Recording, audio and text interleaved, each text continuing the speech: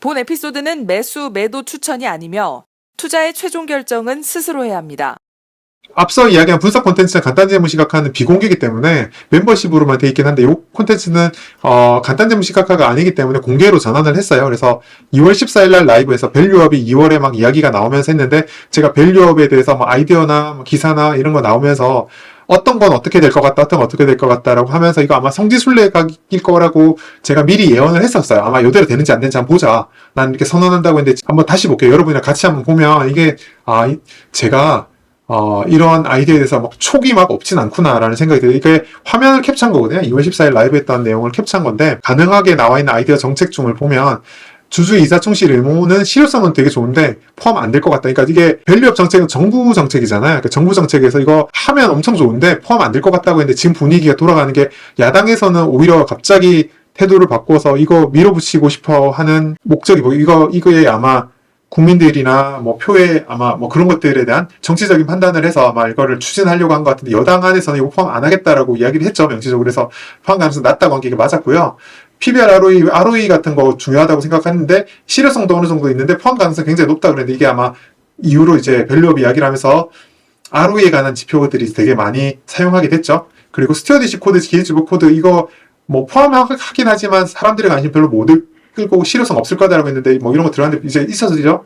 그래서 잊혀지고 있는 거고요. 자사주 소각 이런 거 주주환원은 실효성은 되게 좋은데 얼마나 잘 실천될지에 대해서 약간 좀 애매모호하다. 안 된다고 할 수는 없고 애매하다는데 자사주 소각은 이제 약간 분위기가 자사주 소각은 과거에는 돈을 태우는 거다라고 태워 없애는 거니까 비즈니스를 해야지 뭐 그 돈을 종이 조각에 이렇게 돈을 태워 없애냐에 대해서 부정적이었는데 최근에 자사주 소각 자체가 좋은 이미지, ROE를 올리는데 도움이 된다는 좋은 이미지로 요새 좀 바뀌고 있어서 자사주 매입과 소각을 좀 많이 하는 분위기죠. 그래서 공시 같은 것도 많이 나타나고요. 배당에 관해서 세제 혜택에 대한 이야기는 이거는 지금 요새 좀 의문점이죠.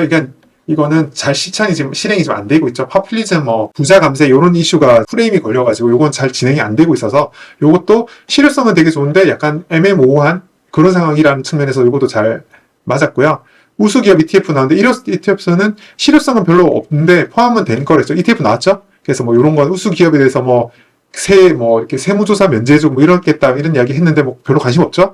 ETF도 나왔죠. 근데 뭐 선풍적인 인기를 끌는 정도는 아니고 이건 옛날에도 10년 전에도 그랬었기 때문에 이것도 알 수 있고 불량 기업 패널 상장 페이지는 효율성은 있긴 하나 뭐 이렇게 이런 것들 막 적극적으로 언론에서 말로 하긴 하는데 적극적으로 막 하고 있진 않죠. 이렇게 이런 거 얘기해서 지나서 보면 딱 요대로 가죠. 뒤에 이제 컨텐츠를 보면은 금융이랑 그 다음에 통신 같은 섹터에서 밸류업 정책이 잘 먹힐 가능성이 굉장히 높다라고 했는데 지나서 보니 그쪽이 지금 보면 상반기에는 대형주들이 올랐다 하반기에 지금 주가가 밀리는데 그때랑 지금이랑 비교했을 때 주가가 오른 것들은 금융주랑 통신주들이 주가가 지금 올라 있는 상태잖아요.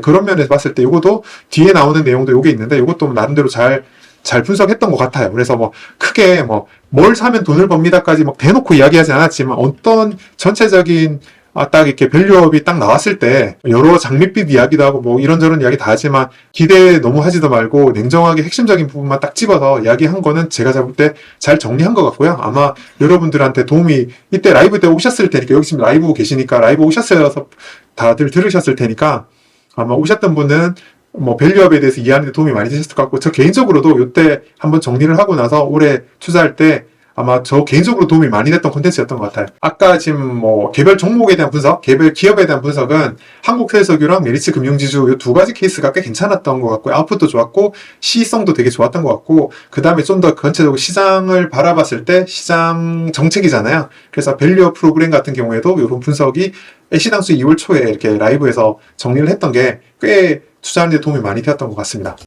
그리고 제가 이제 4월 27일 날 매크로 강의 오프라인 강의했던 내용인데 이때 이제 했던 코멘트가 늘어진 경기 사이클이 지금 뭐 깔끔하게 딱딱딱 떨어지고 그런 게 아니라 좀 길게 늘어진 듯한 경기 사이클 느낌이 났고 방향성도 좀 어떻게 보면 한쪽 방향을 가르치지 않고 양쪽 방향으로 다 열려있는 것 같다라는 식의 이야기를 오프라인 강의 오신 분들은 아시겠지만 제가 이 부분을 좀 했어요. 그래서 이 부분을 강의 준비할 때 고민을 되게 많이 했었거든요. 외국인 매수가 일어나고 있고 지수는 이렇게 해서 반등을 하고 있는 상태. 이때 삼성전자가 저점을 찍고 2024년에 쭉 올라가고 있는 뭐 이런 분위기였는데 그러니까 밸류업 프로그램도 하면서 지수도 올라가고 외국인에서 들어오고 이랬는데 경기 지표나 이런 것들은 약간 애매하고 뭐 이래가지고 요런 고민을 엄청 많이 하고 아울님이랑 그러니까 여러 토의하면서 요런 내용을 했었어요. 그래서 양방향으로 좀 열려 있으니까 좀 변동성을 줄일 수 있는 포트폴리오를 좀 만들었으면 좋겠다라는 이야기를 하면서 했었어요. 그래서 뭔가 보통 요럴 때 있잖아요. 이렇게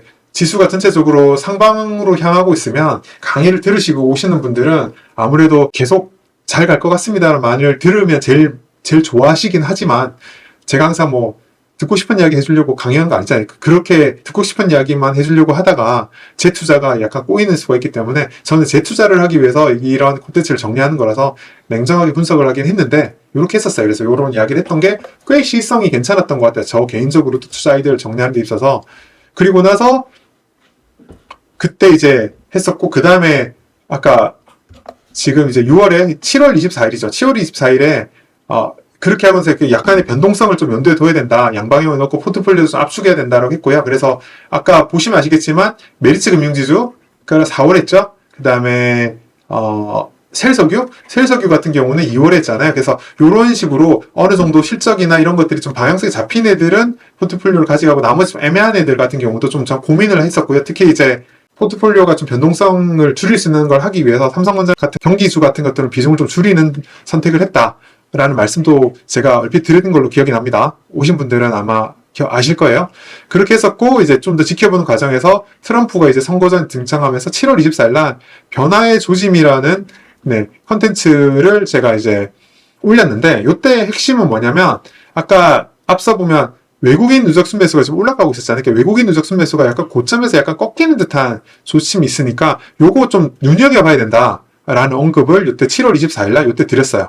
근데 이제 아까 제가 이번 라이브가 초창기에 묻지만 올해 상반기랑 하반기랑 그러니까 7월 기점으로 해서 하반기에 코스피 주식시장의 분위기가 되게 대형주가 안 좋았잖아요. 근데 이때 변화의 조짐을 어느 정도 좀 잘은 모르겠지만 이게 계속 이런 분위기가 이어지면 트렌드가 바뀔 수 있으니까 추이가 바뀔 수 있으니까 눈여겨보자라고 했는데 실제로 결과적으로 어떻게 됐냐면 맞았어요. 그러니까 외국인이 정확하게 요 시점에 저 콘텐츠를 보시면 아시겠지만 이게 살짝 꺾이는 분위기였는데 요거 좀 눈여겨보자. 분위기가 좀 심상치 않다.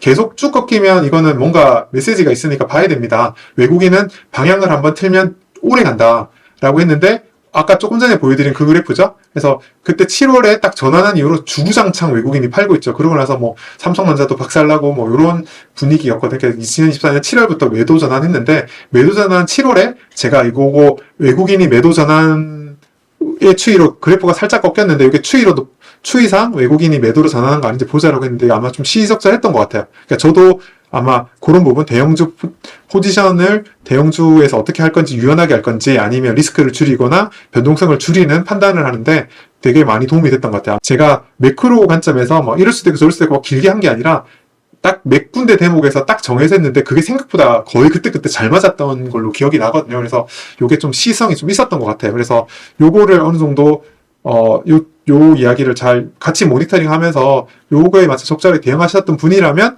대형주가 급락하는 상황에서 데미지를 좀 피하지 않았을까라는 생각을 합니다. 제가 이제 매달 포트폴리오 수익률을 계속 업데이트를 하잖아요. 그래서 하반기에 제가 수익률이 크게 떨어지지 않은 이유도 아마 이런 부분에 대해서 제가 적성하게 대응한 게 아닌가라는 생각이 듭니다. 여러분도 아마 대응을 잘 하셨다면 포트폴리오 수익률 방어하는 데 도움이 많이 되었지 않았을까라는 게 개인적인 생각입니다. 그리고 그 다음에 중요한 8월 8일이죠. 8월 아마 실제로 폭락한 날은 8월 5일인가 그럴 거예요. 8월 5일. 여기 급락한 날? 요 날이 아마 8월 5일인가 8월 4일인가 8월 5일인가 그런데 일단 수치는 8월 8일 날 나왔어요. 이게 그 신용장 오실레이터가 이제 2거래일 정도 하고 반응 자체는 한 3거래일 정도니까 한 3거래일 정도 처지거든요. 그러니까 요때 딱 호박마차가 터진 수치가 딱 나왔기 때문에 제가 그 전날에 아마 라이브를 했을 때 이 호박마차가 터졌을 가능성이 좀 있다. 과거에 요 정도 있으면 그랬고 아마 저도 라이브 때 이야기했지만 요거는 뒤에 수치가 업데이트 되면 확인이 가능하겠어 호박마차가 터진 것 같아서 기계적으로 매수를 했다라고 제가 설명을 드렸거든요. 가지고 있던 현금을 딱 집행을 했었거든요. 근데 지나서 보니까 이때가 호박마차 터진 게 맞더라라고 했고 그래서 라이브가 끝난 다음 날이어가지고 그래프만 업데이트를 8월 8일 날 했었고요. 이때가 단기 저점이었죠. 네, 그런 게 기억나고 그래서 호박마차가 한번 터진 것도 제가 그때 매수 시점이라고 말씀을 드렸고요. 시점 코스피가 이렇게 급락하는 상황에서 호박마차가 터진 거 확인했고요. 여기도 탐욕 공포 지수가 공포 구간으로 들어간 상태에서 다시 이제 반등을 했었고, 그래서 이게 단기 저점이었고, 이게 지수가 이렇게 옆으로 반등했으면 이게 뭐 중장기 저점이 될 수 있지만 다시 이게 또 꺾였기 때문에 이게 단기 저점으로 만족했던 거고요. 다시 떨어졌고, 8월 초에 있었던 요 급락에 대해서도 나름 시성 있게 시용장 오실레이터랑 탐욕 공포 지수를 통해서 호황마차 터진 거, 네, 요것들을 잘 분석을 해드렸던 것 같아요. 그래서 다시 정리를 해보면 제가 4월달쯤에, 요쯤이 4월이죠?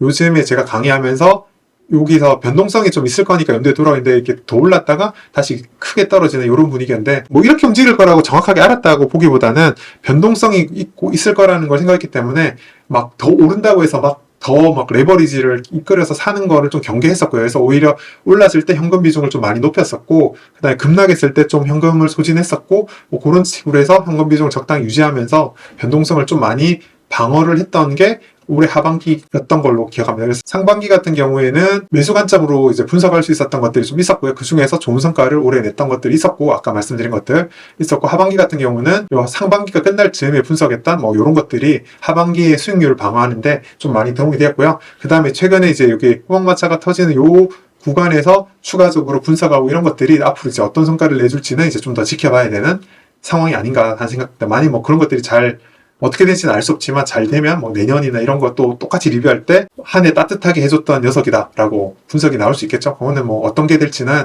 계속 업데이트하면서 보석을 다듬듯이 한번 업데이트를 하면 되지 않을까라는 생각을 합니다. 이 정도로 하면 1년 리뷰가 다 된 것 같아요. 그래서 기본적으로 매크로 유동성이나 시장에 대한 분석이나 이런 것들도 어느 정도 해가면서, 그렇지만 대부분의 기본적인 수익은 기업 분석이나 기업 밸류에이션 분석을 통해서 실제로 투자 성과로 이어졌다. 그렇게 해오는 투자의 방향을 계속 올해 한 해 잘 견지를 해왔고요.